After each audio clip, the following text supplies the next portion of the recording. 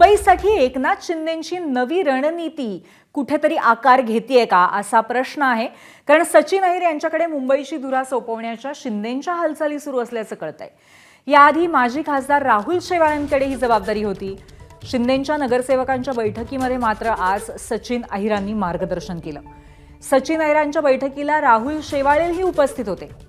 मुंबईतल्या संघटनात्मक समीकरणामध्ये बदल होतोय का अशा संदर्भातल्या चर्चा त्यामुळे आता आकार घ्यायला लागलेल्या आहेत।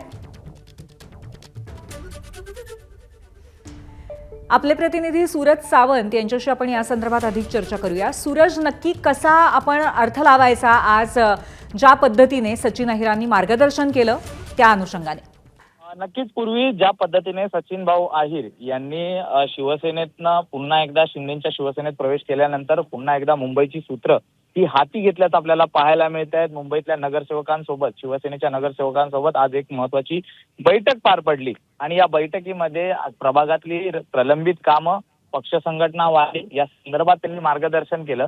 विशेष म्हणजे या बैठकीला सरचिटणीस राहुल शेवाळे हे देखील उपस्थित होते। यापूर्वी जर आपण पाहिलं तर नगरपालिकेची जबाबदारी ही राहुल शेवाळे यांच्यावरती सोपवण्यात आलेली होती। मात्र आता सचिन भाऊ अहिर यांनी धुरा सांभाळल्यानंतर त्यांनी नगरसेवकांची बैठक घेतली। या बैठकीला अमय घोले हे शिवसेनेचे गटनेते हे देखील उपस्थित होते। आता या दोघांच्या नेतृत्वात मुंबईमध्ये काम केलं जाणार आहे।